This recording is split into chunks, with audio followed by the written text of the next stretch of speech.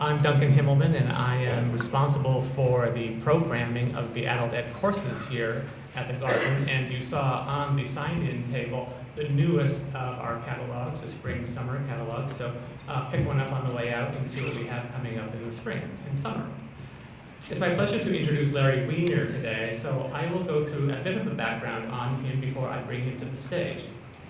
Larry is the principal and founder of Larry Weaner Landscape Associates, and he has over 30 years of landscape design and installation experience. He combines his expertise in horticulture, environmental science, and the traditions of garden design in his work. His design and restoration work spans more than 10 states. He hasn't told me which 10. You could ask him. Okay? Keep that on the question mill.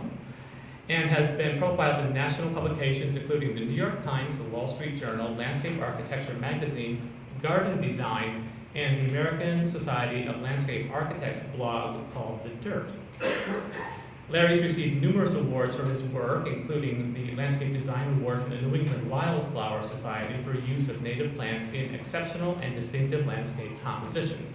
How many of you know the New England Wildlife Society? Very good.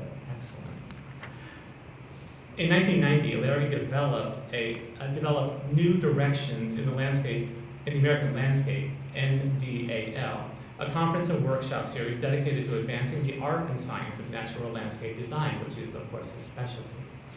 He's a founding member of APLD. How many of you are APLD members? Well, we'll have to rectify that. All right, that's our next lecture. He's a founding member of APLD and a former member of APLD's Environmental Committee. This influential series has a loyal following in the landscape industry. He is active as a guest lecturer and instructor for many horticultural and environmental organizations throughout the United States. He's currently writing a book about his work, which will be published in 2015, which is this year. So I'll bring you up, Larry, and you can talk to the audience about your presentation.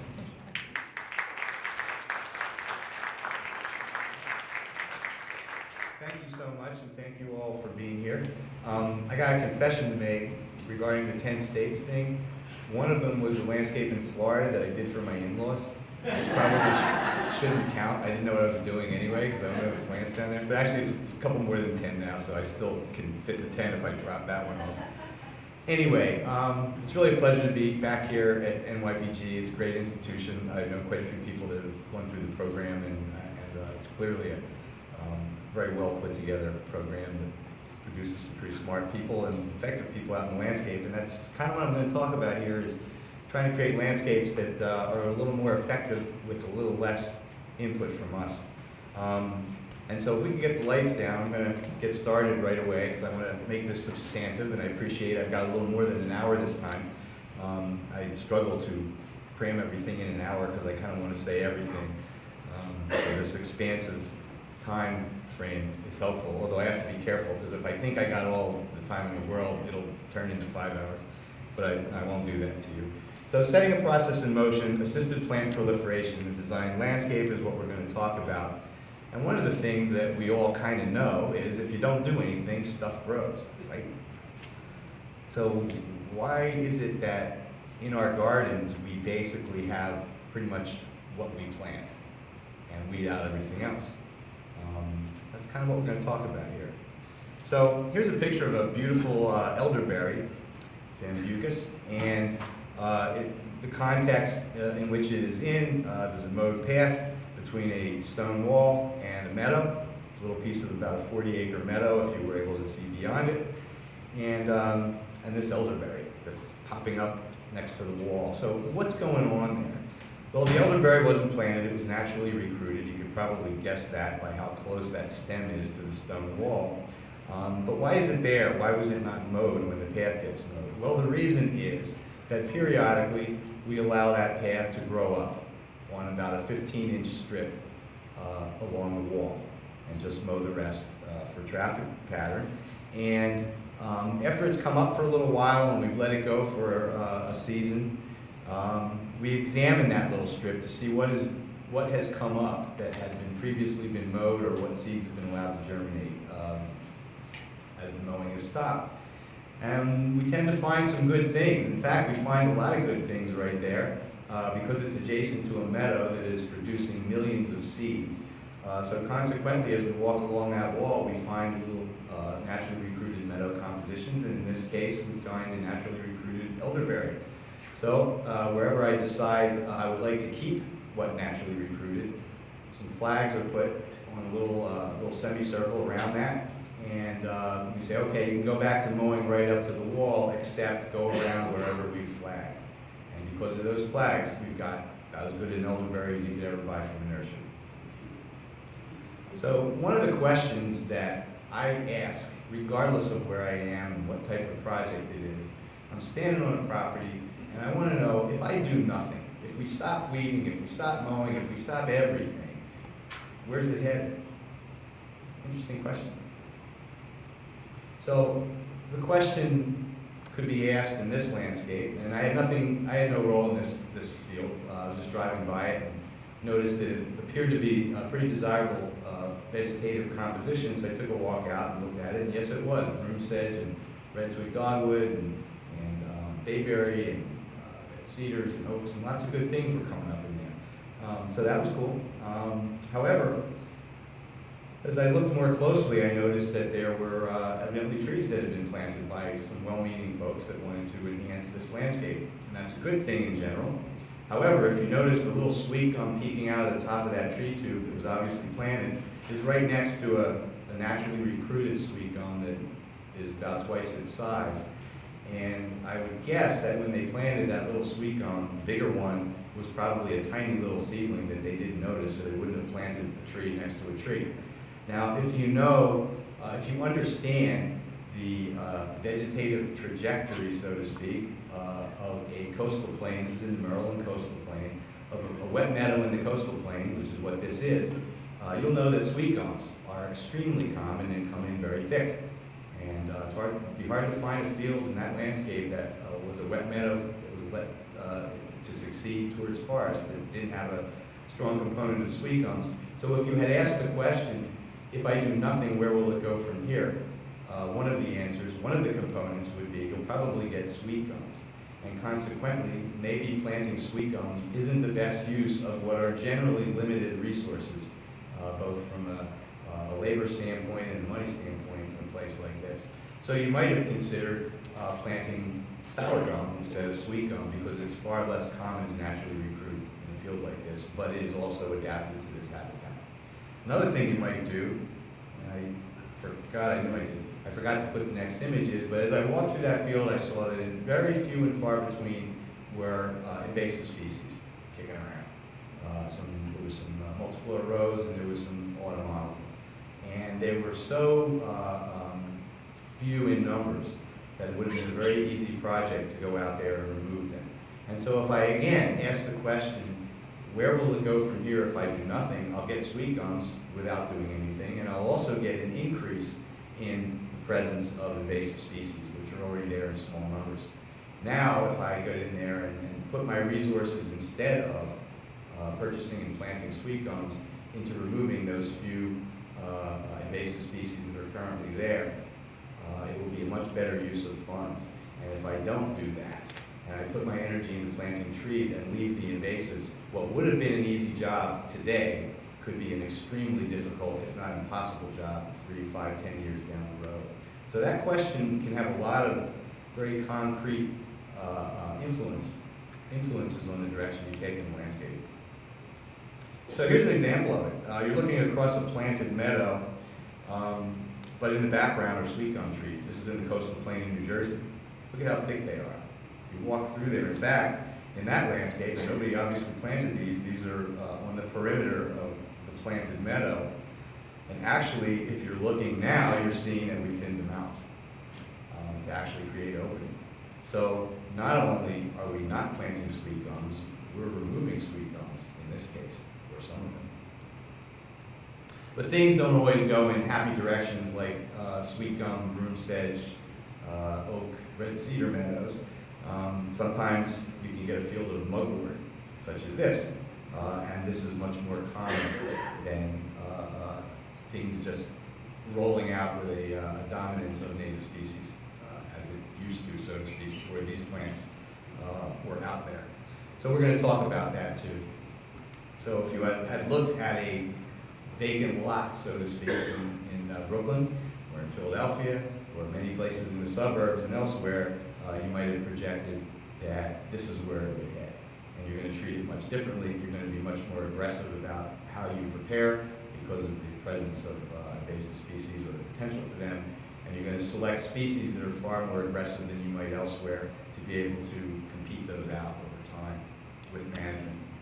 So what we're talking about here is plan for and implement strategies that favor the natural recruitment and proliferation of desired or undesired species and integrate that program with an arranged planting plan. So I like to think of horticulture as kind of a straight line because you come up with a plant list and you arrange those plants and you plant them, and pretty much everything in between is removed.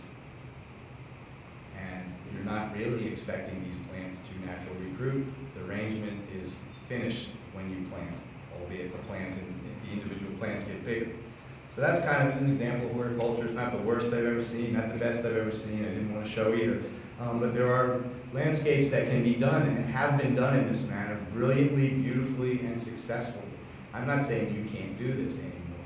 What I'm saying, though, is that typically horticulture is practiced on a relatively small scale. Regardless of what size property you have or are working in, you're likely to be actively planting and arranging in fairly small bed areas. Foundations around the house, a border, the entrance to the driveway. These are fairly limited areas in general.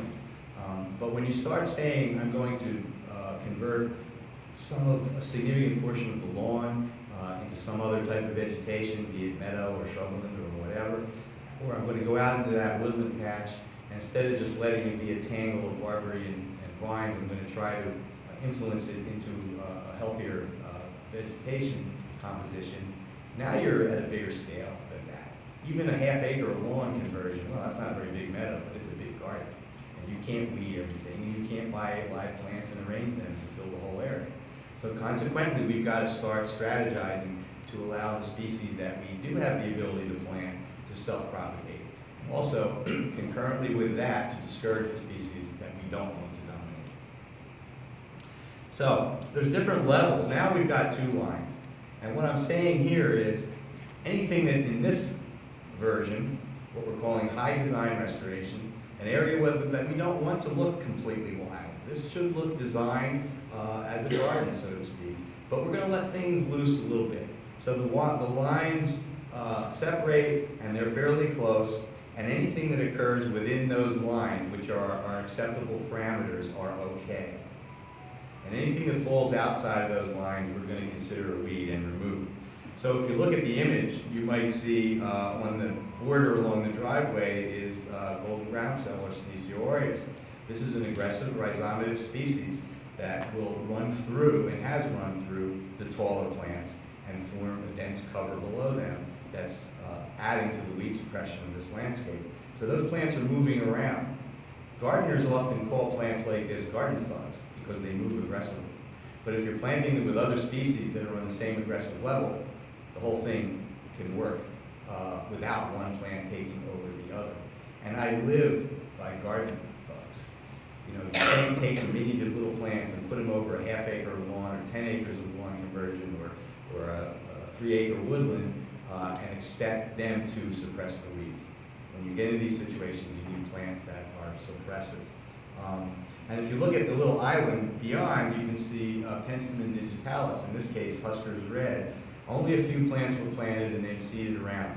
Well, Senecio aureus, despite the fact it's aggressive cover, it's a neat plant by and large. It's a nice foliage, it stays good all year, it's relatively low, it's very floriferous as you can see. So that's okay. Its aesthetic character is okay for this landscape. And so is Penstemon digitalis. It's a fairly diminutive plant and it seeds around, finds the gaps, but it's not an overwhelming visual plant that would make this garden character composition start to look too wild. So now we move to what I'm calling wilder restoration, and the lines have widened out. So there are more species that could naturally recruit into here that we would allow to happen than in the previous landscape. So you see Amsonia planted in a drift. You see a fern patch, which actually was an existing, which came in on its own, but is managed. It happens to be a Stoloniferous aggressive fern, ascended fern, which would have been unacceptable because it's too wild in that first example, but here we're allowing it to happen. Now we go to the ultimate level here, anything not invasive. And the lines have widened significantly. Why would you do that? Maybe you don't have the labor or the money to expend on the more intense maintenance that would be required in the previous two levels. Even though the maintenance that would be required for them should be, if done well, significantly less than a traditional garden, it's still going to be more than this. So here you see snake root, Eupatorium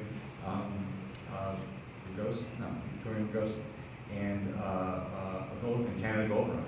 So these are two plants that often are considered weedy and overly aggressive, but in this case, they're allowed because we just want a native composition and we just don't want a tangle of bittersweet multiflora rose.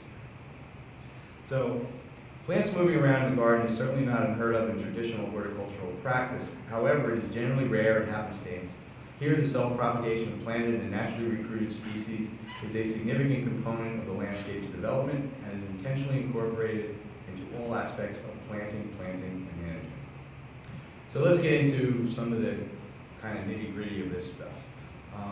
So garden designers select and place plants. Aside from all of the constructed elements and other things they deal with, that's kind of the heart of what we do.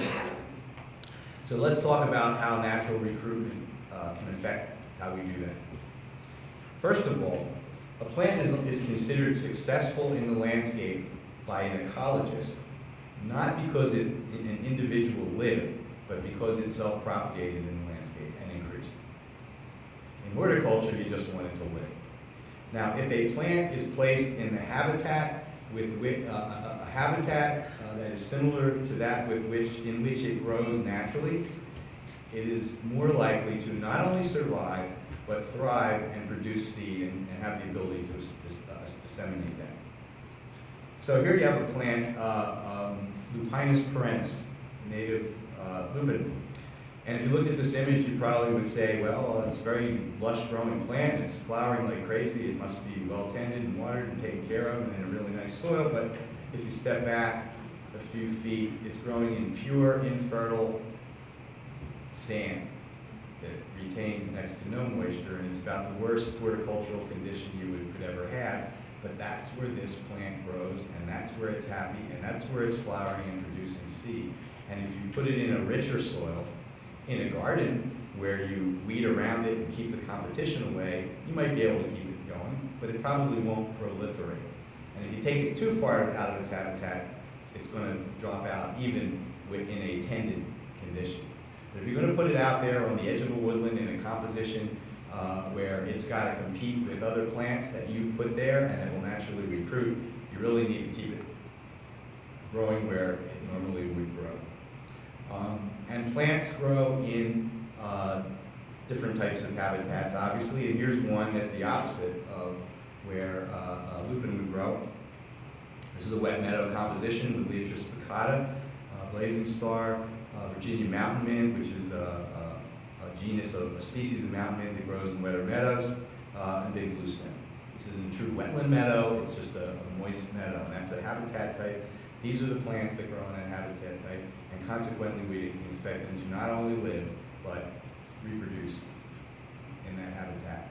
Well, you can say, okay, matching habitat to the plant to the habitat, why is that different? You know, you're talking about sun and shade and soil. You know, horticulturists certainly look at the sun conditions and the shade conditions and how wet or dry it is when they pick plants. But there's a deeper level that you can get to, and you kind of need to get to when you're really trying to get plants to be able to operate more self-sufficiently, not completely self-sufficiently, but more self-sufficiently in the landscape. So this plant is Rexia. This is a wet meadow species. However, Rexia grows in the coastal plain wet meadow, which is wet because of a high water table. it's in sand. It's very well drained soil condition, but there's a high water table, and that's what makes a coastal plain wet meadow wet in general, and that's where this plant grows. If you're looking at a wet area in the Piedmont, you're talking about a heavy clay soil, the opposite, and it's wet probably because it's a low-lying spot in the landscape and it's collecting water, and the clay soil does not allow the water to drain quickly or at all. So these are both wet, sunny meadows. Rexia should be fine. It's a wet meadow plant. Now, it's a wet meadow plant in the coastal plain, which has its own special set of criteria and conditions. It's not a wet meadow plant in the Piedmont. So what we're really talking about here is looking more specifically and more deeply at the habitat types that an ecologist would identify and determine which one most matches the various conditions on the property you're with. And if you don't know that, or don't take the time to kind of understand the relationships of places and plants and nature, you're really working with one hand tied behind your back. And as I said, horticulturists and designers have done that for years successfully. I'm not saying that they haven't, but we're talking about a bigger scale and different goals from a wildlife and environmental standpoint, and so things are a little different. So there are aesthetic ramifications to matching the plant to the habitat.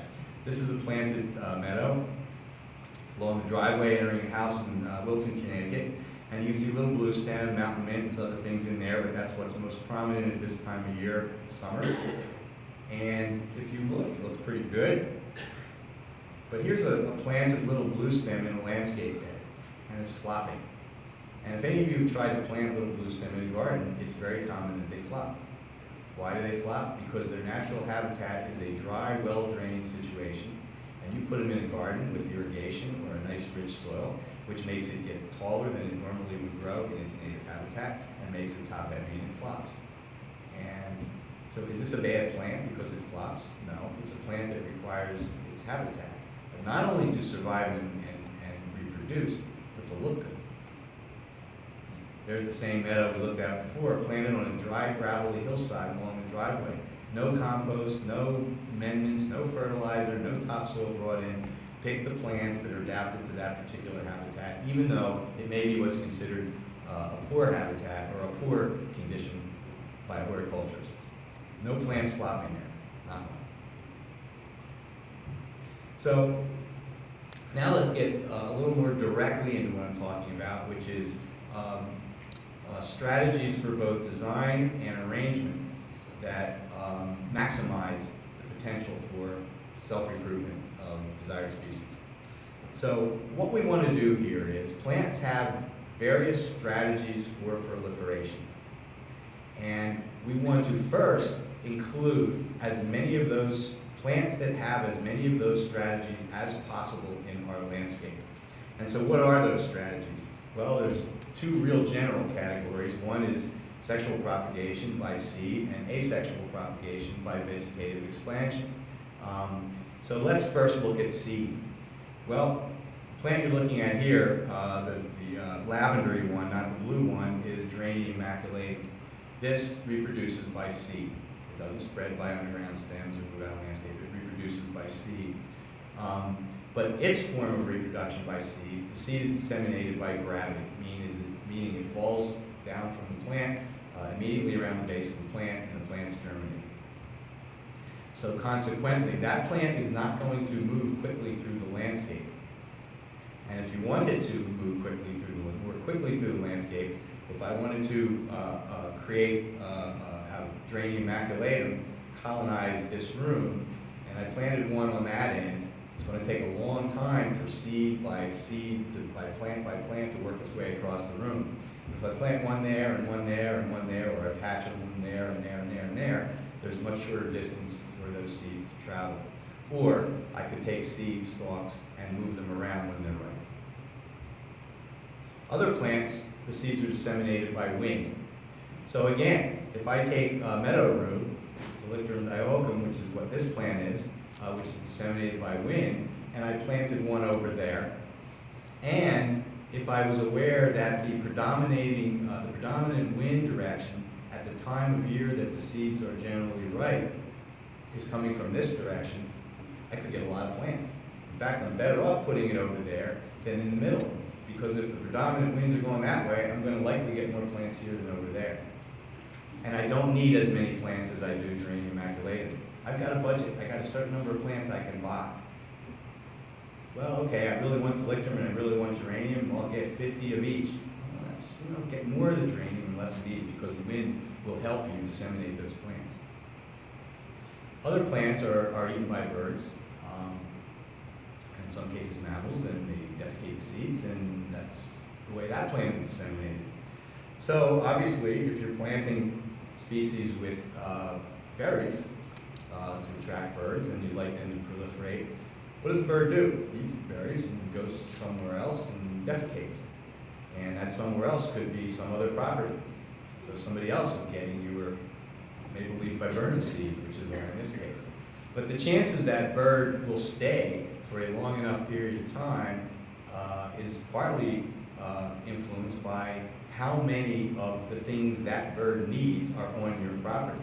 If the only thing that's there that's of any interest to that bird is that viburnum, it's going to eat it and go somewhere else. If there's water and cover and all the things that various species needs there, they're likely to be hanging around, if not colonizing in some cases, if it's a species that has that much of what it needs. But they're likely to be hanging around for a long period of time and disseminating seeds. And there are certain species where the seeds are disseminated and only germinate in certain types of conditions. And this is a plant called Penstemon hirsutus. I don't remember the common name of it. But it's a diminutive penstemon that grows in dry, ledgy conditions. Now you would think that a plant that can grow in virtually no soil, and because you're seeing kind of a cross section here, you can see there's an incredibly thin layer of soil on the top of that rock. These plants seem to be thriving in. If a plant can grow in that kind of a difficult condition, it must be very competitive, right? But it's actually the opposite. That plant is adapted to a very hostile condition to get away from the competition, because the competition can't get in there. So it's evolved over time to adapt to that really dry condition to get away from its competitors. And so that's its strategy. And consequently, seeds of that plant are likely to germinate in those conditions, but not in the competition of dense vegetation. So let's look at how a few plants were planted on top of that rock and turned into this, because the conditions prevented competition. But look, the seeds of Penstemon hirsutus have now traveled down the whole face of the rock. None of those were planted. There were a few planted at the top. And this was understood and expected. You didn't need to plant the whole rock with Penstemon hirsutus. It seeds very readily in the proper conditions. So a couple plants turns into this. It wasn't a surprise. However, when you get to the bottom of that rock, you can see actually Senecio aureus again, and other more aggressive ground cover species, and the Penstemon hirsutus has stopped. The germination of those seeds are no longer happening, and because of the competition down below. So there was a habitat there, an understanding of what to do with a plant, what to expect it to happen. If I do nothing, what will happen? If I put a couple plants there, what will happen? Now another plant that germinates in a similar type of condition is columbine. And here you see two columbine plants that naturally recruited from columbine that I planted elsewhere on the property. And you can see they're growing right in the edge of the gravel driveway. And their roots are probably partially in the gravel that underlays, of the asphalt driveway, and the roots are probably in the gravel that's underneath that driveway. And interestingly, the plants that I originally planted of columbine out in the wilder landscape, which were not very competitive, were competed out very quickly by the more aggressive species that I planted. And that also was understood, that the columbine, in a richer soil situation, it can grow there. So it was an early term player in the landscape that grew quickly and flowered and was nice and everything you wanted to see in the early stages, and then got competed out by the more aggressive species. So you can say, okay, it served its role, its temporary role in the landscape, and now it's gone, but it's not. It disseminated seeds in that process. And those seeds are germinating where there's very little competition because the condition is very hostile. And those are spaces where other plants don't want to generally grow. So what that columbine is doing is finding places that the plants you planted can't tolerate and filling those gaps. And when those seeds are filling those gaps, it means that they're competing weeds that could also fill those gaps. So what you've got are seeds that are just finding the places where the plants you planted are not quite able to do the job of suppress the weeds and do the job for you. Now let's move to the other general category of plant proliferation, which is vegetative means. And we're looking at a planted patch of Pennsylvania sedge, Carex pennsylvanica, and that's a plant that moves out by rhizomes, underground stems that expand. Vegetative means. These plants, a couple interesting characteristics about them. In nature, when you find a monoculture or a near monoculture of a ground layer species, quite often it's a rhizomatous plant. Rhizomatous plants are mat forming because there's constant stems coming up from the expanding root system. They tend to be very dense and weed suppressive, and because the root system is mat forming, it is also very dense and weed suppressive under the ground. A seed that falls into these plants has a difficult time either getting a decent root zone to ingest nutrients and water, as well as break through that dense mat of foliage. So these are plants that can sometimes be used as monocultures or near monocultures in the landscape successfully, as opposed to plants that seed are not as suppressive on their own, but you can get that suppressive ability by intermingling them. Consequently, a plant that expands by rhizomes, similar to the wild geranium, where seed just falls around the base of the plant, will not quickly travel across the landscape. So they should be distributed in patches throughout the landscape similarly in order to increase the time with which it will take to colonize. Now I mentioned that these species tend to be pretty aggressive. And here again is our friend Senecio aureus, or golden groundsel, which is a plant I use a lot of. In this case, it was planted in amongst previously planted conservation mix of grass along this driveway. And cool season non-native grasses, they're okay, nothing necessarily wrong with them, but we wanted to get it converted to a different composition. Now we could have sprayed the grass or scraped it off and planted golden groundsel in it. And we would have created a disturbance, and the golden groundsel plants, as they were initially planted, would have a lot of space in between and not suppressive initially, so you'd have a lot of weeds coming in and you'd have a lot of maintenance. Instead, what we did here is plant it into the grass and mow the grass over the top of the senecio. So the grass is always getting cut, the senecio is never getting cut, and the senecio, they're both rhizomatous species on an equal competitive footing. And because we're never allowing the grass to top out over the senecio is getting more light and consequently winning the battle, as you can see over time. The grass is still there, but the senecio is now quite dominant. Simply by understanding we picked a plant that can compete on the same level as the plant that we want to overtake, and by implementing a management strategy that favors that plant. So here's another Stoloniferous shrub. This is one of the two most common native spireas, Spirea latifolia and Spirea tomentosum. And I always forget which is the white one and which is the pink. Can anybody help me on that one? Thank you. So here we have latifolia. This is a great shrub. You can see the flowers are nice. The pink one obviously is similar to the pink. Actually, the flowers tend to be a little taller on the pink one. And you can see how weed suppressive that would be. I believe that the lowest maintenance landscape you could create from a weed suppression standpoint are stoloniferous shrubs, like Spirea, native Spirea, because shrubs, they just form such dense thickets that it's difficult for things to go through. And here you have an example of that. And we'll look at this landscape in a little more detail in a few moments. But this was a managed landscape that was not planted. This Spirea was a significant player in the existing landscape, but by no means the dominant player. And really management is what got it to that state, not planting we'll talk about that in a moment. So there's our friend Columbine again, growing in amongst Chrysogonum, Virginianum, or green and gold. Now we're on to another form of vegetative expansion, and that is Stoloniferous plants. Plants that move by not underground stems, but underground roots, but above ground stems that expand. And here you can see that plant. Now what a Stoloniferous plant does, basically, is it travels through the foliage, the stems, expand and travel through foliage where ground layer vegetation is dense until it finds a gap, and then it roots into the gap, and then it forms a little basal clump of foliage there, and then it sends off a wiry stem through the foliage to find another gap. That's what it does. Now, what's that doing for you?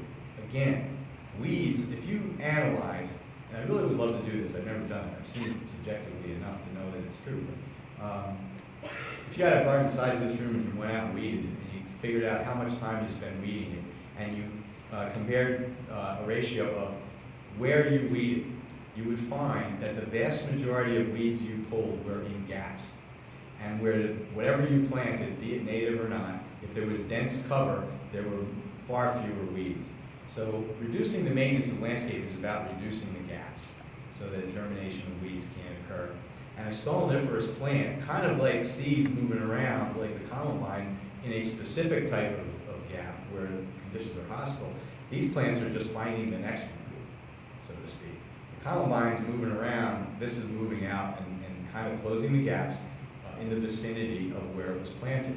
So what you're seeing here is these landscapes, there's a lot of hype about native landscapes and use native plants and maintenance will go down, and it doesn't go down just because you use native plants per se, but it does go down when you start understanding the dynamics that different plants utilize and how that can be manipulated or just how you can piggyback on it to make landscapes where there's kind of an engine here. It's not, sometimes I've used the analogy that a strictly ornamental garden selected largely for ornamental characteristics is like a beautiful sports car with no engine.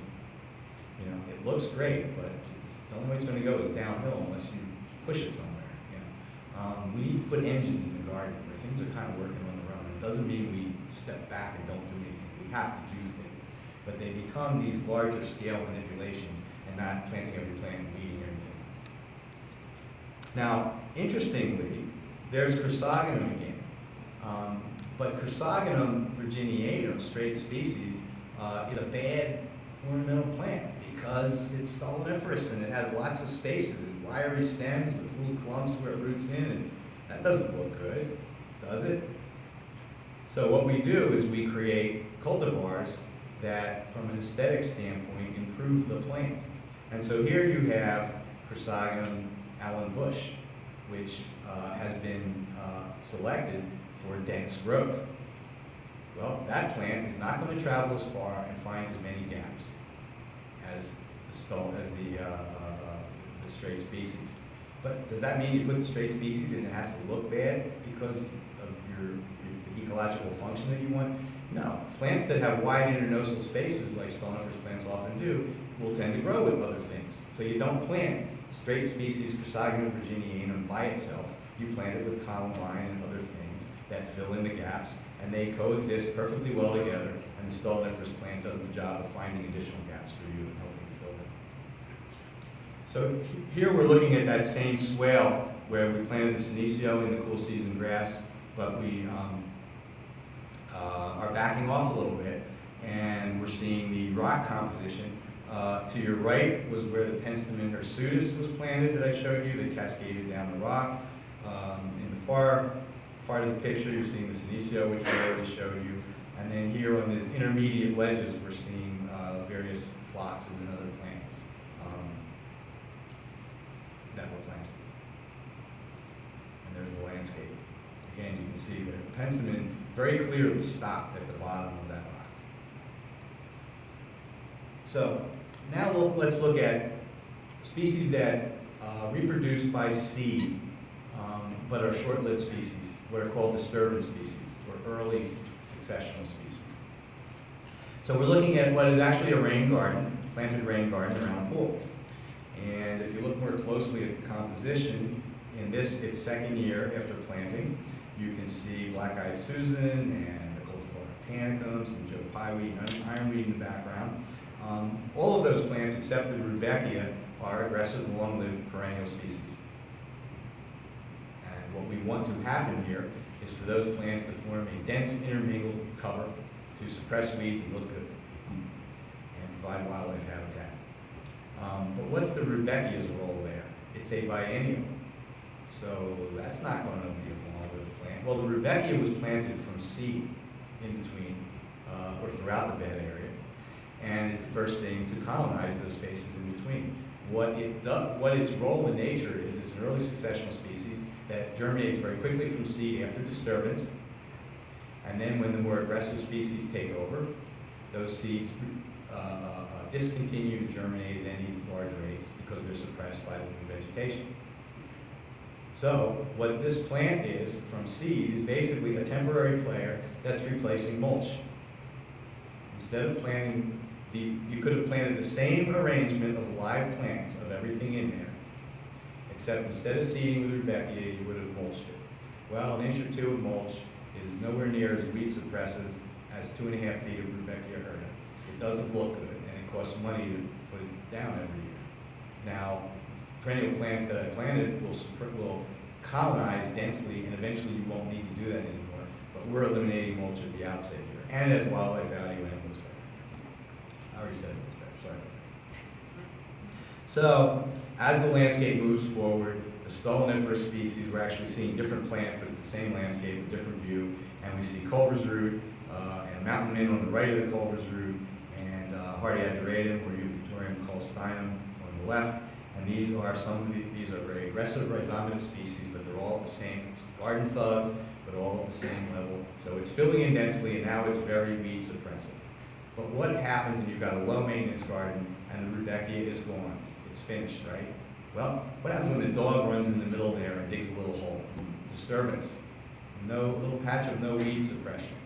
What's going to germinate there? There's millions of Rudbeckia seeds in that landscape from that second year when it went to flower and seeding. So the likelihood that a desirable plant that you actually wanted will colonize that is much higher than if you didn't plant it, and it would have likely been a weed, an early disturbance weed. So again, we're talking about doing things that kind of propel us into the future and assist us in our efforts. So here we got a pretty butterfly on a coneflower, and people often plant butterfly gardens because they like to look at butterflies and they want to be nice to butterflies. However, in our situation, we are relying on the self-proliferation of plants, particularly those that propagate themselves by seed. And for a good seed production, you need pollination. So planting plants that are attracting pollinators are not just a favor for the pollinators or just entertainment for you while you're looking out the window or sitting at your table. It's also something that is crucial to the landscape when you're relying on self-propagation. So let's look at cultivars. Here we have a planted patch of, again, pink coneflower with one plant of a white form, Echinacea white swan, intermingled in there. So here's a question about that cultivar regarding pollinators. If you've read Doug Tallamy's book or investigated what he looks into, you would understand that fauna, and most specifically and most commonly insects, are very highly adapted to specific species. They don't just run around and do anything to any pollen. You know, their mouth parts are often highly co-evolved with plants for effective pollination and to enhance the symbiotic relationship between the two species, so to speak. Now, does the insect that pollinates coneflower recognize it if it's white?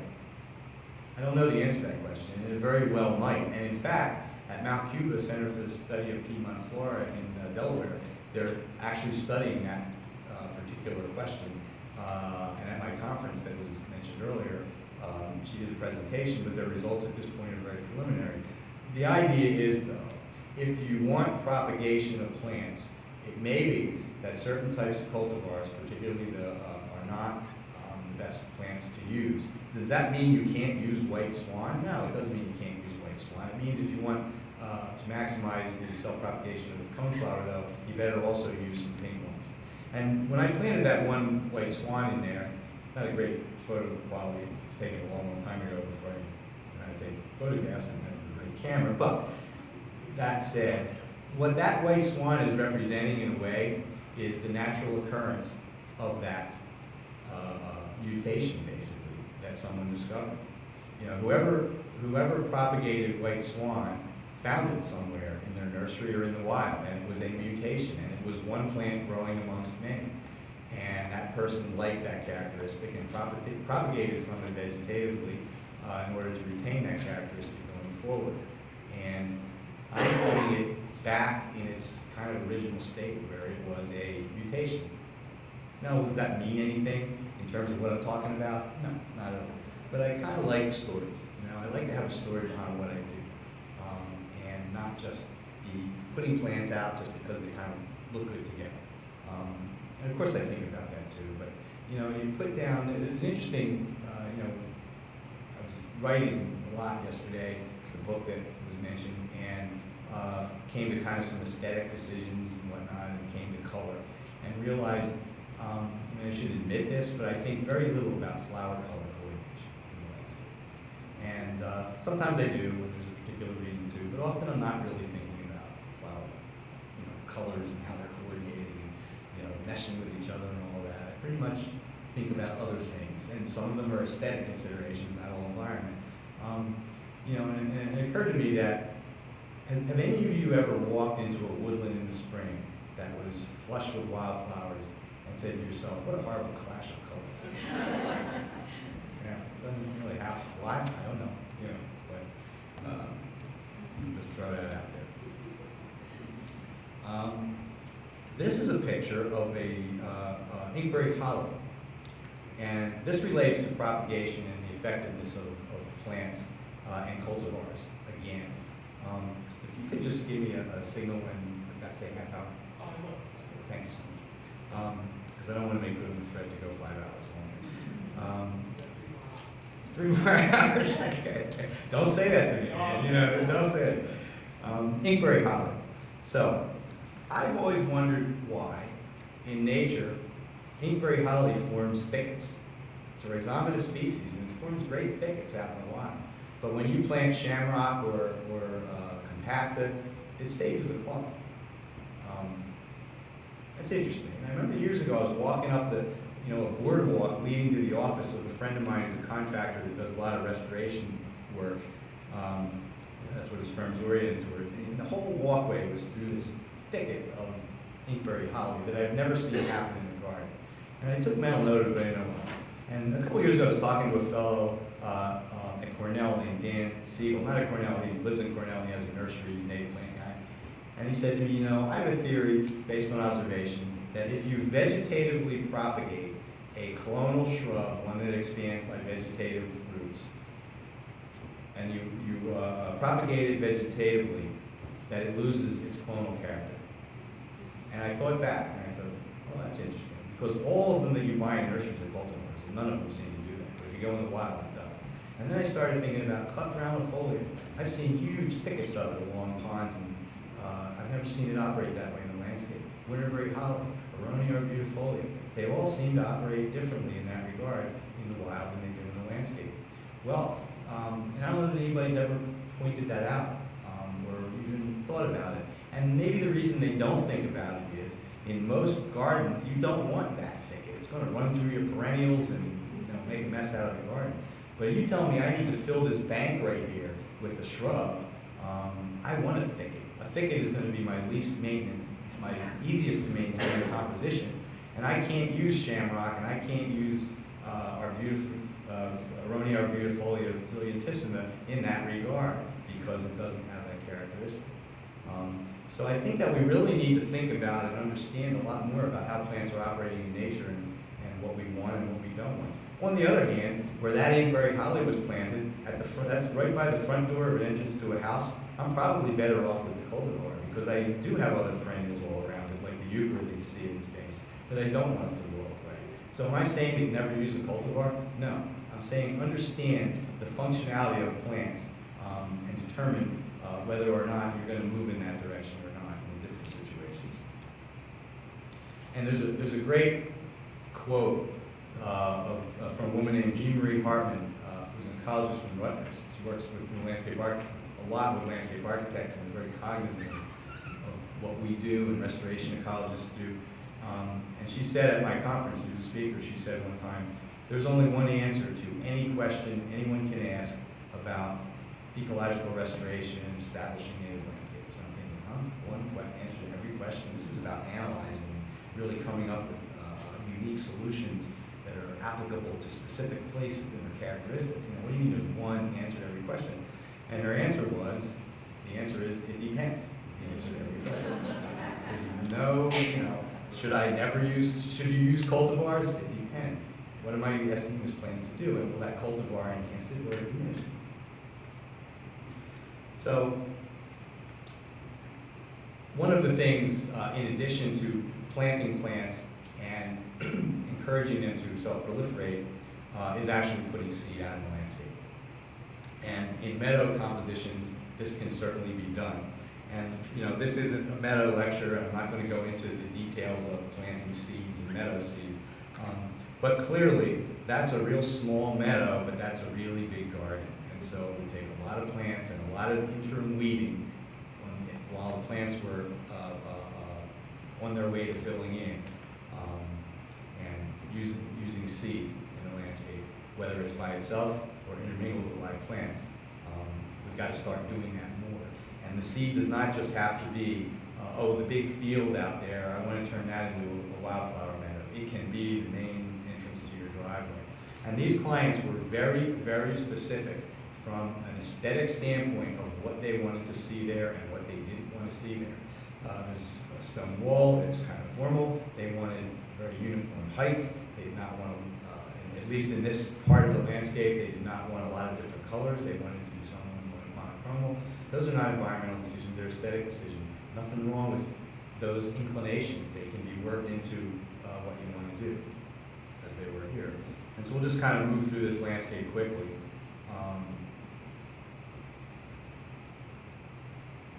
Drift of coneflower was planted in live plants as an accent. You're walking up a path with the kind of monochromal mountain mint. This is the species Pygnanthum tenuifolium. I showed you Virginianum, which is a little taller and grows in wetlands. This is an upland dry, shorter one from seed. Remember I said stoloniferous species, or excuse me, rhizomatous species. I didn't say that. I forgot to tell you that. You can sometimes you can say, well, I get asked very often, how do you find this stuff out? Like, this isn't, you're not going to find this in Michael Durr's book. So, how seeds propagate, whether it's wind or gravity, how do you find these things out? Well, some things are, you can extrapolate. If you know it about one plant, you can extrapolate that characteristic to other plants that have a similar characteristic. And one of the things that you find very often, not always, but very often with plants that propagate themselves vegetatively, specifically aggressive rhizomatous ones, is they don't produce much seed. Plants put their energy into either one or the other. And if they're going to move by rhizomes, they're not going to put a lot of their energy in seed. And so consequently, if you're asking, if you're using a rhizomatous plant, you can assume, or at least look into whether it's producing seed or not, and then act accordingly in how you distribute it in the landscape. And if you know that, and I could have told you, Pennsylvania said it doesn't produce much seed. I wish I could seed into the landscapes because it's a great lawn substitute in certain conditions, but I can't. It doesn't produce seed. Why? It's put its energy in rhizomes. Here you're seeing Monarda didyma, and that is another aggressive spreader. And try and buy seed from a seed house. You won't, believe me, I've tried to. And probably it's because it just doesn't produce much. Why I put that butterfly picture there, I have no idea. Now we're down in a different habitat zone, and different plants are being used, like pink milkweed. We're still artists. While that is a completely native and wild landscape, not truly wild, it's been planted and managed, we're still creating little niches and places to go and mystery and things that don't unfold until you get there, and that's what the view of that chair is looking out over. Now we're up at the top of the landscape looking out at that same lake, and you're seeing why. You know, is this many, many, many acres? Nope. But it's certainly a big garden. You sure wouldn't want to weed all that. So, extolling the virtues of planting seeds is great when you can, but you can't always do that. And woodlands is a situation that you can't. Wish you could, but you can't. There are just too few species that germinate well from seed directly sown in the landscape when purchased from the seed house. And there's various reasons, but the most significant one is that herbaceous woodland species generally have a very short time in which the seeds are viable. So by the time a seed house collects the seed when it's ripe and stores it for who knows how long until you place an order and then puts it in the mail and sends it to you, and then you're hanging on to it until the project's ready to go, it's no longer viable and you get nothing. Geranium maculatum, the plant I showed you before, you won't get anything. But if you plant the plant, the seeds fall on the ground exactly when it's ripe, and you do get germination. So you're getting seeds directly from the plant in a way you kind of bypass the middleman, which is the seed house.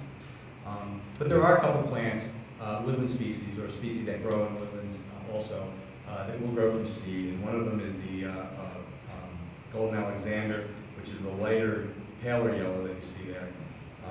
Was planted from seed in the woodland. Another one is bottle brush grass. Patula, I think it's now a limus. Are two plants that you can see. And we're experimenting with sedges. Now, Pennsylvania sedge, forget it, you can't see. But there are many other sedges that do similar things, like Carex radiata, Carex rosea, are two that we, I kind of heard through the grapevine of our seed people that you can get seed from and that you can have some success. And in a project last fall, we planted patches of a Carex mix, including rosea, including Appalachica, including, which I don't think grows from seed either, and radiata, and a couple others. And we just planted them in patches along a woodland path that we had done pretty extensive landscape.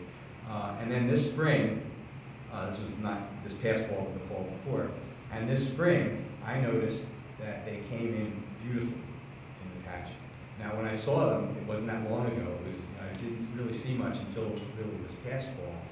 Plants were so tiny, I couldn't even begin to identify which were the ones that came from seed. But I will, as as they grow bigger this year, coming. And so hopefully, I will be able to see Carex. Now, interestingly, when we priced this out, the reason we only planted it in patches along the paths was because, and this is the first time we priced this stuff out, when we priced the seed, it was so expensive that it came to approximately 80% of what it would cost to do live plants. So we weren't, and I don't even know at this point how well it's going to do from seed. So I'm not about to spend that kind of money. So I'm experimenting with a few little patches. Doesn't work, doesn't work. But it did. And when I noticed, but still, it's going to be too expensive. But when I noticed how it came in, even though they were little tiny plants, I mean, what I saw at the end of the fall were like this big. And they were dense, dense, dense. So I'm looking at it, I'm saying, the germination rate here, the seed rate that we put in here, in other words, how many seeds we put in those patches, appear to be far and away more than we need. So consequently, we put together a proposal to do the whole woods, because we see that there are some species that will germinate. We use the same mix, because at this point I don't know which ones were germinating and which weren't. And we drastically reduce the seeding rate to the point where it's not cheap seed, but it makes it kind of economically viable. And this is the kind of stuff, sometimes, probably less so with you folks, you've been trained and you've been out in the field, but I talk to homeowner audiences, and often they're kind of like, how do I figure this stuff out? And in a way they're right, because there are not manuals for this kind of thing. But the way you gotta learn it is to be always trying and experimenting. You know, I didn't go out and put really expensive seed over an acre and a half woodland. I tried it in a few little patches, watched what happened. And that's one of the keystone strategies that we as a firm have. And I try to, I don't know that we always do, I try to do something experimental on a very small scale in every project, whether it's a plant I'm not that familiar with or something else. Not enough that it'll be meaningful if it fails. And then see what happens.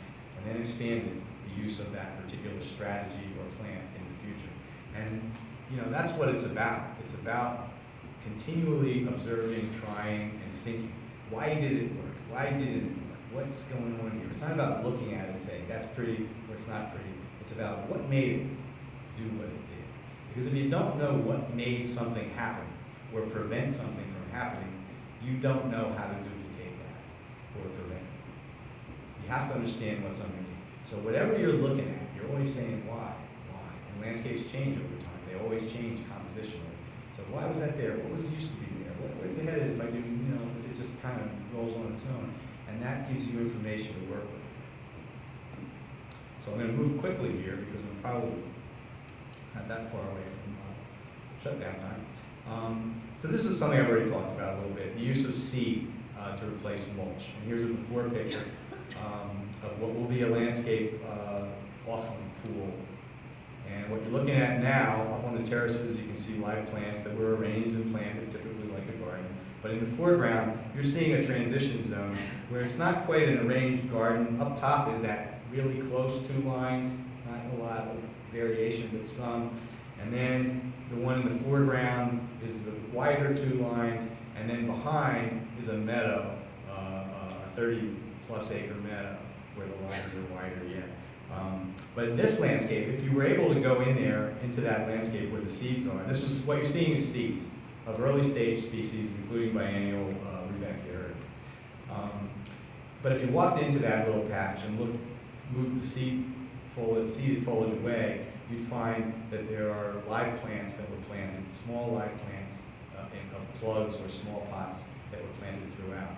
Those are the eventual composition. This seed that you're looking at now is the temporary composition to hold those spaces in between the live plants. And there's that landscape as we move forward. The seed is pretty much gone, and those are all the live plants. And we've moved ahead quite a few years, maybe 4, 5, 6 years for this picture from the one you just saw. And now things are really filled in. And the Rudbeckia is squeezed out.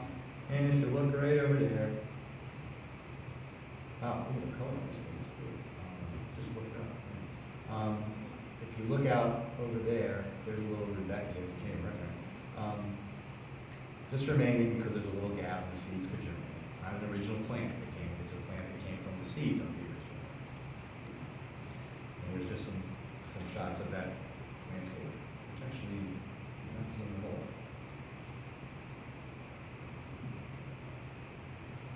And natural recruitment is happening here. I planted that panicum. I didn't plant the coneflower, and I didn't plant the cut plant. You see the upright one there? And we saw some Rudbeckia off to the right, and actually off to the left, it's off picture here. For some reason this picture is not quite complete.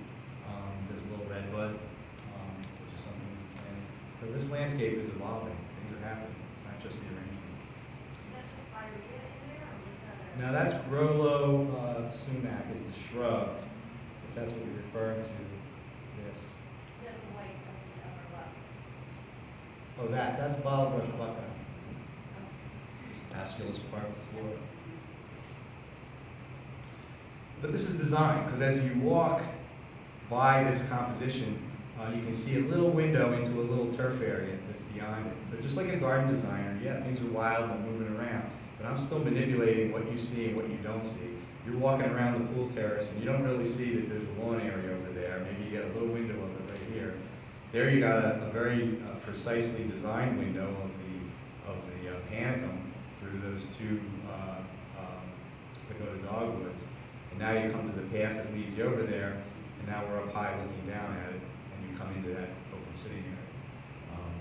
So again, all of this stuff about plants moving around and wildness does not mean you don't have to be a designer. So let's go up the steps from the pool terrace. And there we are at the top. where things are close lines together, small beds in a large stone terrace. We're not seeding, we're not letting things, these beds are too small and viewed from too close, and they're too close to the house to just let things kind of seed. But we are planning based on habitat requirements and intermingled compositions, but this is the high design version, so to speak. But things are still intermingled. There's Penstemon digitalis and butterfly weed, two plants that you can find together growing in nature. And because they have co-evolved together in nature in the same habitat, you can plant them almost in the same hole, and they will coexist and look graceful and not look like they are competing. Were they planted for seed? No, this upper landscape was all live plants and mulched because it would be too rambunctious to have seeds kind of happening around. The lower transition garden was seed and live plants, and then the big 30-acre meadow was all seed, which you're looking out at now. And from this view, you're standing up on the edge of the terrace and looking down, and you can see the pool on the left, and you can see the lawn area. But again, this is also about design and aesthetics and views. So really, you don't see any of that pool until you enter the steps to go down to it. But when you're actually up on the terrace, just standing or sitting in the center of the terrace, you don't see any of it. And that was intentional. The elevation of that pool and lawn area, when this was all constructed with the terraces and everything else, was set so it was low enough that you would just look over the meadow garden on the border to the seed meadow in the background. Just interestingly, that's what that field was more around the turn of the century. It was long gone before I got there, so don't think I came and ripped it out. Not like the Red Guard in China here, ready to start. But interestingly, and if you look off to the left, you'll see there's 4 umbrellas. This was one of the founding families of Bethlehem Steel in Selective Valley near Allentown. And they made these steel umbrellas that they had vines grow up, and we found them in the woods, kind of dilapidated. So we restored them and put them out in the meadows without vines, because if we put vines on it, it would look like a hump of foliage coming out of the meadow, and just let them be kind of architectural pieces. Techniques to assist plant proliferation. Thank you. So, what can we do in addition to selecting and placing plants in a way that they'll disperse? Well, we don't need to do much for Joe Pyeweed because it disperses by wind. Here's a cardinal flower. Now, cardinal flower, you probably all know it. It's a non-competitive, kind of a perennial, but a short-lived perennial that will grow, flower quickly, and then fade out, but it seeds around. Now, it seeds around in a typical garden situation. Why? Because you have plants and mulch between the plants, and you pull weeds, and weeds create disturbance, and the seeds can germinate because there's not a solid cover and there's disturbed soil. So the cardinal flower keeps popping up in the garden, which is a good thing. But in that situation, weeds keep popping up in the garden for the same reason. So if you're going for a dense vegetative cover, the cardinal flower will fade out of the picture and only show up here and there where there's a little disturbance, kind of like the rudbeckia. And here it is at my house, along the rocks along this created pond. Now, I had planted it on the slope above these rocks many years ago, and it got competed out by the other things I planted, and that was expected, and that's okay. Its time has come, its time is gone. But I didn't see any cardinal flower for quite a few years at all in the landscape once they were competed out. And then a couple years ago, one little plant showed up in the rocks, probably because there's a little competition to prevent the seed germination. And I thought, oh, cardinal flower's back. That was nice when we had some of it. Let's see what we can do here. So I took the seed stalk and I placed it in a gap in the landscape where this maidenhair fern and native sedum ternatum didn't seem to cover. And I disturbed the soil and placed the seed stalk there. And next year I got cardinal flower. Okay, that's not that brilliant. But notice where it is. It's right next to the stone of my terrace. Okay. Next year, some of those are euchre, but a lot of them are cardinal flower. What's happening here? Yeah, look at that. Oh, next year. Whoa, no. Next year. Now I'm removing it so I can actually use my terrace and create pathways and to chase the table to another spot. And well, wait a minute. why, now the bank behind that bench was where I planted it originally, but you can see what's going on there now, it's done. But how come it never ran down the bank with water?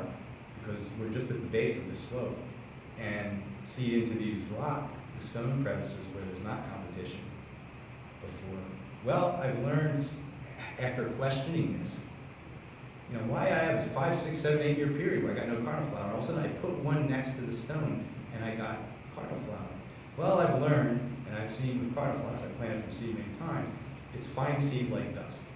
And it's an alluvial species that grows in floodplains. And floodplain species, including many caryxes, tend to have very fine seeds. And what they do is, due to the size and whatever other physical characteristics are going on down there, they attach themselves to soil. So that when floodwaters come through, they are not getting washed away and they're being preserved in the habitat where they want to be and not getting washed into some other place. So they don't move with water.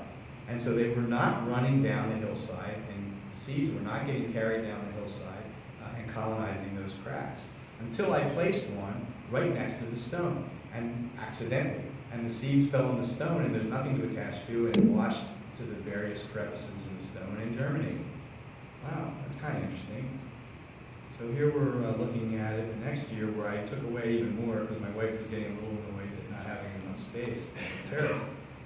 And now, most of what you saw, the terrace was to the left, and this is a little stone path that takes you along the side of the house to the front, and the cardinal flower is following that stone path. And it's not on either side more than a couple feet because it can travel for the stone. So now I know that if I want cardinal flower to move downhill, I'm going to have to move seed stalks. Or I can create conduits of a non-porous material and send it wherever I want. Doesn't mean I got to build nice stone walkways, but I can throw around some scree and send it off in different directions, which I haven't done yet. I don't know quite how I would use that, but you know, again, you're thinking, why did the cardinal flower show up here all of a sudden now when it didn't before? The answers to those questions allow me to better manage and utilize cardinal flower going forward. So this is a seed dispersal. What time is it? Nighttime. Oh, okay. Seed dispersal, I'm not that far. Seed dispersal calendar. So now on projects where this kind of thing is being done, and I want to make it clear that every project we do is not heavily laden with these strategies. There are clients that we have that want a native garden, that's what we do, that's what they hire us for, but they want it to be demure and kind of maintained the same way that people normally maintain it. And we don't go for this stuff for them because we don't want to saddle them with something that they're not going to understand how to do. But other people either are going to hire us going forward, or we do management guides for these people so that their maintenance people can do it, or we do it, or they're just interested in learning it themselves. And in those cases, we go all hog on it, albeit on different levels and different parts of the property often. So we create within our management guidelines a seed dispersal calendar. Those species that require assistance to disperse more quickly in the landscape, we are listed here, and what time of year they're likely to be right, and any particular notes that might be helpful. So we want to have the plants that we want to have disperse on their own. We also want to discourage the proliferation of things we don't want. And this is a plant that still gets planted in the landscape, this campus, and is clearly an invasive species. It shouldn't be planted. So A, don't plant things even though they may still be popular. And B, if they're there, and if you don't have the funds to remove them, at least don't let them go to seed, particularly if they're species that reproduce by seed. And there are strategies to prevent the proliferation of invasive plants or unwanted weeds. And here's a woodland edge. The lower part of it is planted by us, and obviously the big trees in the background are not. And when we started, that whole edge was bittersweet and a big mess, which we spent some time getting rid of. And then replanted with a very dense woodland edge composition. Now, as you walk back into that woods, there isn't a lot of bittersweet. It was mostly on the edge, which is obvious because there's a lot more light on the edge than in the interior. So what that planting is doing, from an aesthetic standpoint, it's kind of bringing that tall tree scale down to the meadow, which is a planted meadow that you're seeing in the spring just coming up. But from a functional standpoint, it is preventing light from getting into that edge and discouraging the re-emergence of the species that we spent some time getting rid of. And so consequently, species that were selected for that edge are plants that are dense, low-branched, and leaf out early, so that the sunlight is blocked off from that edge as early as possible. And actually, there was a study done at University of Connecticut where they analyzed the the ratio between invasive and native species in woodlands based on the tree canopy cover, what type of species were dominant in the tree canopy. And they found that forests that had high components of, say, ash, which are late leafing trees, consistently had a higher invasive species presence than those that were early leafing, say, like maples. That's the kind of stuff you gotta look at. Also, you wanna learn this stuff? Yes, read landscape architecture, yes, read garden design, but also read garden restoration notes from the Society of Ecological Restoration and the Journal of the Natural Areas Association. That's where you'll find these studies and where these things, and you've got to extrapolate. They're not written for you, they're written for an ecologist. So you can't just take it and throw it out there. But if you put it through a sieve of intellectual exercise there, where you're kind of determining what's relevant to you and what's not, you can learn things that you won't learn anywhere else. Combine that with your experiences observing things, and you will find that your ability to learn this stuff and comprehend this stuff, which isn't about learn the 10 steps, it's about understanding the fundamental reasons why things happen, and then come up with your own strategies. Because every place is different, and every place has a different combination of plants and environmental conditions. So again, what's the strategy for making a meadow? It depends. What plants are adapted to there? What is the weed presence that you expect to have? And all kinds of other things. So a couple of quick strategies to foster the expansion of seeds. One is seed source colonies, and I kind of alluded to that when I said the geranium, because it moves by gravity, which isn't fast. You need to spread them around. Well, that's creating a series of seed source colonies for the recruitment of that plant on its own into the landscape. But that strategy, there are things you can do to enhance that. And it's something that will happen over time.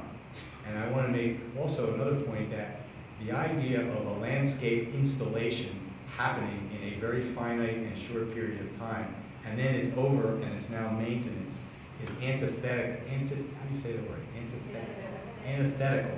to what I'm talking about here. That one of the things that we've got to change in general attitude is this idea is you plant a landscape and then you maintain it. In fact, I don't even like the word maintenance. Maintenance supposes a static condition. You maintain an engine. You always want it to operate exactly the same, with the same precision as the pistons are going up and down. A landscape, if you're creating a landscape that is patterned after nature, it's going to change. So it's not maintaining it at this static condition, it's managing it, guiding it into something else. And that is something that plays out over time. And one of the things that I've learned is, yes, you do a lot of design work and thinking up front, but design decisions go on after the fact. And one of the criteria that can affect your design decisions is how you plan on managing it over time. And I'll talk about some of the specific things that relate to that. So when I'm thinking about how I'm going to maintain it, it's affecting how I'm designing it. I'm making design decisions as the landscape goes forward. If I have a Joe Pye weed naturally recruiting in front of my window that looks out on my backyard and it gets 8 feet tall, I'm going to remove it. But if it's growing over on the perimeters, it's fine. I'm not going to remove it. That's a design decision that maybe happened 10 years after you planted it, and there's many of those. And I think there needs to be a new kind of horticulturist, so to speak, that maybe is called a garden ecologist, the kind of person that would go to someone's property and either do the work or advise them on how to do the work, that's starting to kind of analyze what you've got here and what you could do. And it's something that we do management guidelines that are very detailed and precise, but it doesn't always play out exactly as you thought. So someone needs to be there to kind of monitor it and alter things as going forward. So here is our planting zone, and if I should have had, the initial one would have been just invasive species dominating the whole woodland. We're in woodland here. I could seed a meadow, I don't need to do this, but I need to do it in the woods because I can. So we planted our little zones of the native species with a vast variety of reproductive strategies included right here. And we allow that to get dense and full and start producing seed and start ready to send rhizomes out because the plants are established. Now it's dense and weed suppressive, so it's easy to manage. We've managed it. Now we create what's called a disturbance zone, where we remove the invasive plants in a circle around it and disturb the soil, which increases seed germination and decreases competition, so both rhizomatous and seeded species can more quickly colonize this area. And we manage this. This is now easy to manage. This is tumultuous. This is taking most of our work now. Now, what are we doing in the meantime, where all these unwanted plants are? We're cutting it a couple times a year to prevent seed formation and to just weaken the plant. So as this process goes forward, and the process is, once these expand into that zone, which has happened here, we create a new expansion zone. And just continue mowing in between, but those areas get smaller and smaller until this has evolved with management into the native plants dominating over time. So again, so the question, how long does it take to do that? It depends. How big an area you're doing, how close to the plant these, how aggressive a species did you use in your little planting zones. However, again, this is something that plays out over time. And here it is photographically. And in this case, this was not done with planted zones. This is done with going out into a landscape that was dominated by unwanted species. In this case, a lot of it was Canada goldenrod, which is a very aggressive, usually unwanted plant in our world, even though it's native. In this case, there were pre-existing patches of ferns and white wood aster and desirable stuff. So we went out there and identified where they were and weeded out the few weeds that were in them. You can see some blackberry growing through them. Created a disturbance zone around it, which you can kind of see between it and goldenrod, and then began mowing the spaces in between. And here you can see the patch after it was weeded out of undesirables, and here you can see on the left and on the right, it's expanded quite a bit over time. You start to get a lot of those, and you start to get the landscape that you want. Senescence. No traditional landscape gardener ever wants anything they plant to die, unless it's an annual. But in nature, things die. And if you're not going to let things die, particularly in the long term, you're not going to have to go to landscape and utilize the things that die. And in this case, that sculptural thing you see off in the distance is a Pollinator tree that came down in the storm, and it happened to be noticed. There was a really beautiful section of it that had knots, and it was basically planted there as a sculpture. And so it is a sculpture, but it's also a snag for insects and birds that feed on the insects. Things that fall need to be left. Now in this case, but we're designers. This is a small property, and that's an old oak that obviously came down quite a while ago, and many people would get rid of it. But it's part of the nutrient recycling, and it's also something where seeds can germinate of all kinds of plants because they're up out of the leaves that are suppressing them. So these logs are really important for the germination of seeds, some of which you may have planted and some come in on their own. But I'm a designer, and as I walked along the path, it doesn't look bad in that photograph, but it was kind of big and imposing. It goes a long way. So I planted the native form of Wisteria frutescens, to climb over it, just for aesthetic reasons. So if you're natural design, you don't plant anything in a straight line, right? Well, nature does sometimes. You'll notice those trees. I had a better picture of this. I couldn't find it. Well, you notice those 3 trees are in a line. 1, 2, 3. And then you'll notice, here's the tree that came down, and obviously this has been cut and this is another tree, but they're in a line. Why are those trees possibly in a line? Because they germinated in a log. Straight line, log is a straight line. They probably germinated in a line. Look in the woods, you'll see. You can see sometimes pretty long lines that are very obvious. Why is that in a line? Oh, if it's big old trees, it might have been a hedgerow that was left. But smaller trees, it probably came from the logs. So don't remove the logs. But again, you're a designer, and you design. We're not restoration ecologists where all we care about is nature. We have clients that want things to look a certain way. So when there's a tree hung up or a big branch sticking up, it's not like, oh, don't touch anything. Cut it up, put it flat on the ground, make it look better so things aren't all leaning against each other, but don't take it away. It was interesting. It's back at my house, and you'll see This is naturally recruited in the wall crevices, Christmas fern. From Christmas fern I planted farther up here. And then I had this old yew kind of, I don't know what it is, some old canker growth or something, but it was an old yew and it was really a beautiful kind of sculptural thing. So I kept it and I kind of just put it there in front of the wall because someday I'm going to do something with it, and I never did. But nature did something with it. There's a little fern. Why is it growing there? Because it's up out of the leaves on what is essentially acting as a log. I should have waited for the better picture. Selective cutting and mowing.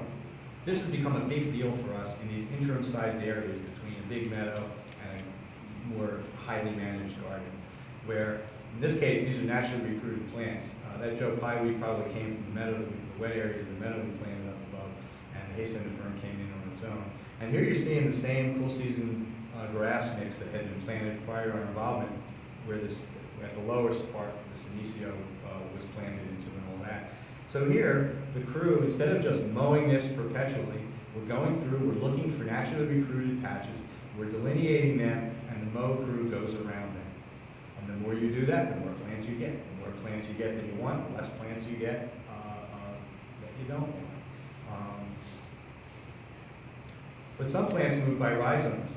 And if you mow right up to the plant, this is a shrub example, the hay-scented fern is certainly one in the last image. How's it moving? By roots and sending up stems. So what I just showed you, let's mow all the grass here to keep it, and then look for things that are naturally recruiting and then mark them and mow around them. But if I mow right up to that stoloniferously expanding shrub, I'm going to be continuously cutting off the new shoots that are allowing it to expand. So we basically mow up to about 24 inches of shrub and then weed whack around the shrub the rest of the way at the top of whatever we see coming up.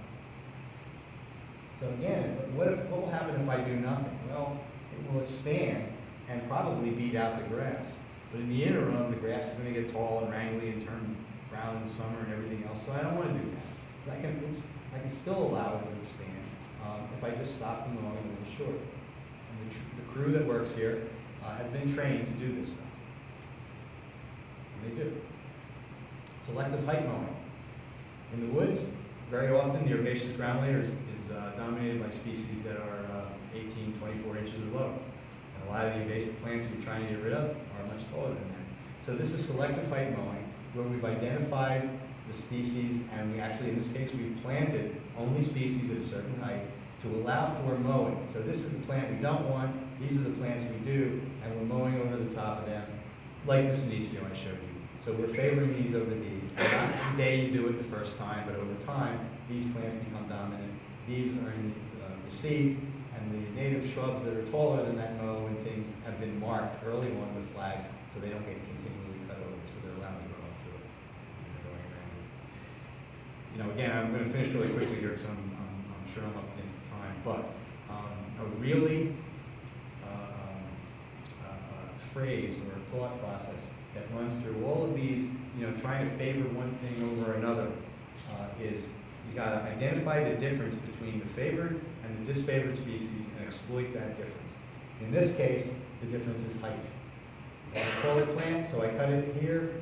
I'm exploiting that this is taller and it's going to continually get cut and never go to seed. And I'm going to cut it at a time to make sure it doesn't go to seed, doesn't have time to resprout and seed again. And this never gets cut. So I've exploited a difference. So here's that playing out. Here's Mayanthemum and blackberry. We want to favor the Mayanthemum. Got some tree seedlings, so we're going to mark those so they don't get cut. Here's ferns. We also want to preserve them.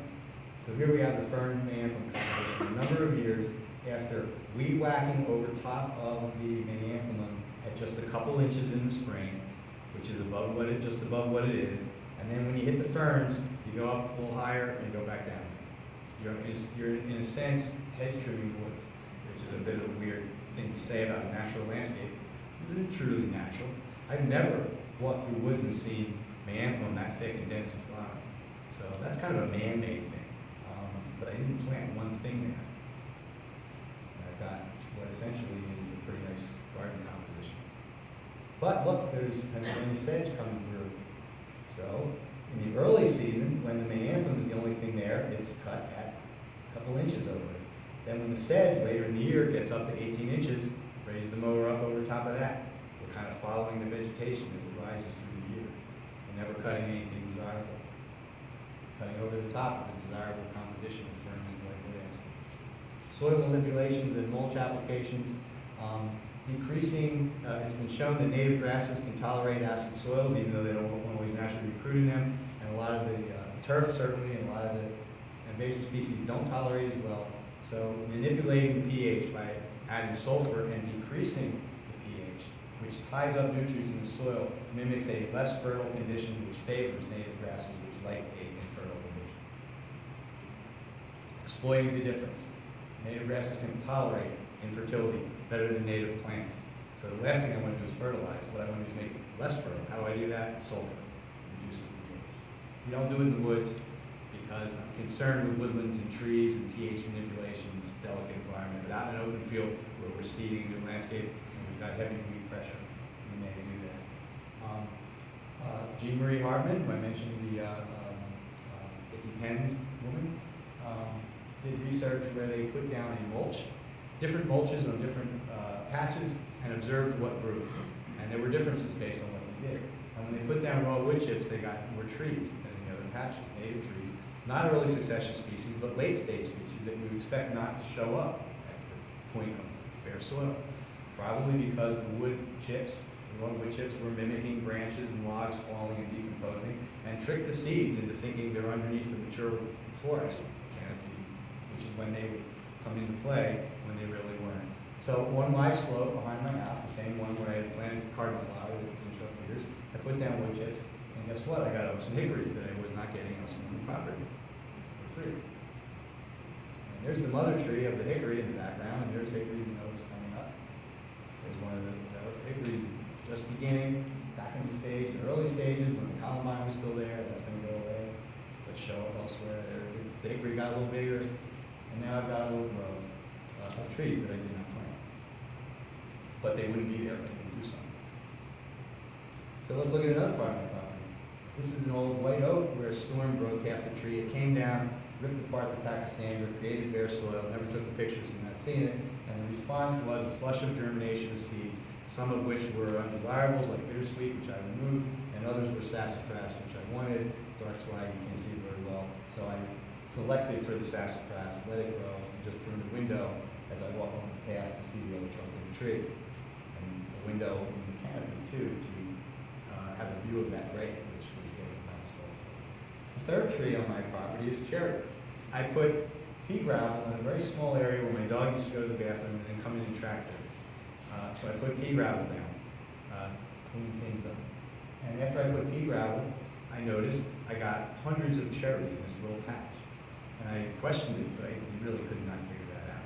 And so I asked some questions, and it turns out that birds ingest this small 3/8-inch pea gravel and other small smooth stone, pass it through their bullets to cleanse their bullets. And so consequently, they're sitting there for long periods of time and defecating seeds, and I'm getting cherries. So I put wood chips down. My property, the conditions are all the same in all of these. Wood chips generated late-stage succession species like oak and hickory. A disturbance of the mineral soil with no additive created sassafras, which is a disturbance species, which is what you would expect. I didn't do anything there, but I selected what came in afterwards. Pea gravel produced cherry trees. So you're starting to get the picture here. You start understanding things, and I learned something about every single one of those occurrences, not because I just saw it and said, oh, that's cool, I got cherries. I asked why. And if I couldn't figure out why, I went to people that might know and found out. So this is a really interesting series of pictures starting in 1927 that was given to me by a forester. And this was after, I think it was after extensive logging. And 1927, and they photographed it. Here's 1928. I guess this is where the trees were removed. And here it is 10 years later, 1937. And we want to track these two cherry trees that came back with their re-emerging growth. Every 10 years they looked at it. 1947. There's the two trees.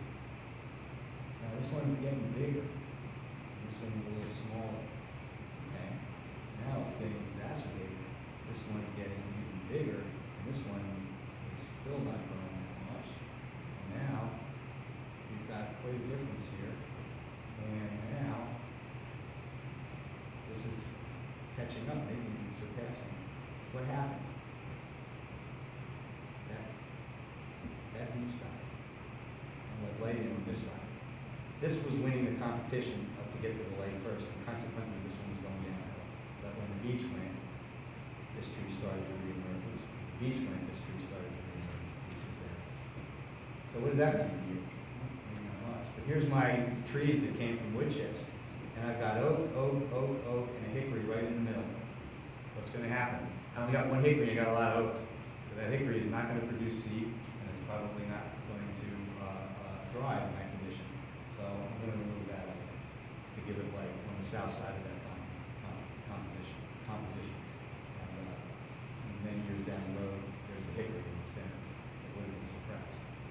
What will happen if I do nothing? I'm going to probably not get much out of that hickory. It's the only one I got. So trees. Now, the year I put the wood chips down, I realized many years later was the same year that I had planted large caliber trees to extend this woodland on the property. And I realized it because I was visiting this property and consulting with a client quite a few years later. We're now 20 years past, probably 15 years past when I planted these and when I put down wood chips. When I took this picture, which is a year or so ago. And I realized when I went back home that those trees were bigger. This is significantly taller. Now, we spent money for large caliber trees and put them out there. These trees basically chipmunks scampered 30 yards and planted some acorns, some nuts, not acorns in the case of acres. And I got trees that have outperformed plants. All I do is put wood chips down. I mean, really. I'm going to kind of end it here. Because I think that there is kind of something to be learned. If you want an oak tree, you want a red oak tree, which I've got here, and you're going to buy a red oak tree, well, there's a lot of nurseries, let's say, in Tennessee that supply us with plants. So that nursery is going to take a machine and it's going to dig that oak, that red oak.